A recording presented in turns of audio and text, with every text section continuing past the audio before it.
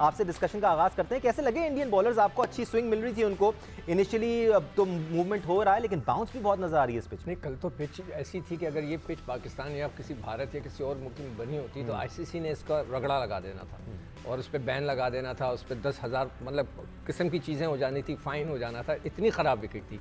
मैं किसी भी लिहाज से इसको सही पिच नहीं कहता, ना टेस्ट क्रिकेट के हिसाब से कहीं अच्छा, गेंद। सिकंदर ये भी बता दें साथ साथ कि क्यों ख़राब थी? देखिए, एक तो हवा में डबल पेस थी, फ्लाई कर रहा था गेंद, कोई 6 दफ़ा तो उनकी उंगलियों पे गेंद लगी लड़कों के।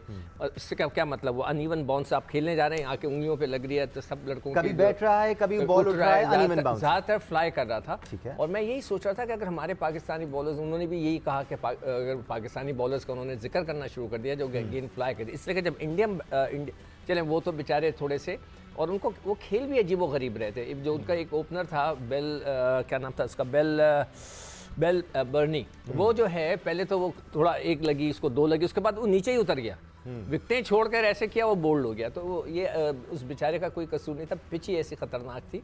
ऐसी पिच होनी नहीं चाहिए। जिसने भी पिच बनाई, अगर ये ड्रॉप इन पिच थी, एडिलेड से आई थी, ग्राउंडमैन जो क्यूरेटर था वो एक्सपर्ट होगा, उसको ऐसी पिच बनाना।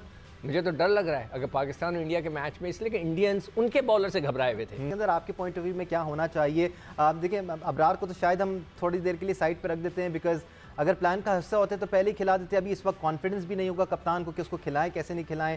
शायद शादाब पर ही कहानी बैठे जाकर। नहीं बैठेगी जी, और उसको ना खिलाने की हो सकता है वजह भी यही हो कि उसको एक्सपोज ही नहीं करना चाह रहे कि वो है क्या।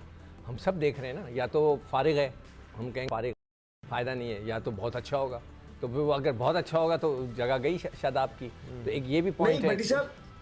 सिक्कू भाई देखें, क्या 2 मैचों में किसी का कैसे पता, जब शादाब खान को आप 1.5-2 साल से कैरी कर सकते हैं, 5 साल, तो इब्रार को क्यों नहीं बनाया, क्यों नहीं सकता? जी जी यार, 2 मैचेस पे आप उनका पता नहीं लगा सकते। मसला ये है कि आप अपना ज़हन नहीं बना रहे हैं। आप यहाँ से पहले सोच तो लें कि आपने इब्रार को भी खिलाना है, वो भी आपकी टीम का हिस्सा और है। अहमद, जब आप ये सोच लेंगे तो जरूर खिलाएंगे। पता लगाने की जरूरत नहीं है, सबने देखा हुआ है अबरार को, सबको पता है कि अबरार के अंदर क्या एबिलिटी है, क्या स्किल है, एक विकेट टेकिंग ऑप्शन है और एक स्पेशलिस्ट स्पिनर है। ऐसी कौन सी वजह है कि जो बाबर आजम और टीम मैनेजमेंट को रोके हुए हैं उनको ग्राउंड के अंदर 11 में डालने की? ये तो अंदर की खबर, अंदर की खबर भट्टी साहब ही देंगे। अहमद, हमने ऑन ए लाइटर मूड, हमने जो पिछले दिनों पीसीबी की एक वीडियो देखी, उसमें तो ये पता चला कि अबरार चाय बहुत अच्छी बनाता है।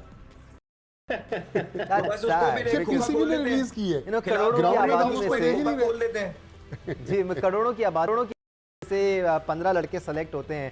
These are the best of the best and they should be the best of the best. और कोई लड़का 15 में है तो सिकंदर, फिर ये बात नहीं होनी चाहिए कि उसने पहले मैच खेला है या नहीं खेला है। वो पाकिस्तान के बेहतरीन प्लेयर्स में से एक है और आपको ऐसे प्लेयर्स पर रिलाय करना, को टीम में डालें और एक्सपेक्ट करें कि वो आपको डिलीवर करके देंगे। यार मैं तो कब से स्पेशली दानिश उस टाइम पे जब ऑलरेडी आप पे उंगलियां उठ रही हो कि फ्रेंडशिप है, टोले है, ग्रुप्स है, पे आपको उसको डालना पड़ेगा क्योंकि वो मिस्ट्री बॉलर है। उसने अभी तक किसी ने उसको देखा नहीं है, खेला नहीं है, परफॉर्मेंसेस करके वो टीम में आए हैं। आपने अगर मुल्क को चाहते हैं कि ऊपर खड़ा हो, इस वर्ल्ड कप में ऊपर जाए, तो आपको इब्रार को हर हालत में खिलाना है। ठीक है सिकंदर, मैं तो कब से कह रहा हूँ, जब न्यूजीलैंड का मैच पाकिस्तान में हो रहा था जब से मैं कह रहा हूँ ये भाई उसको खिलाओ।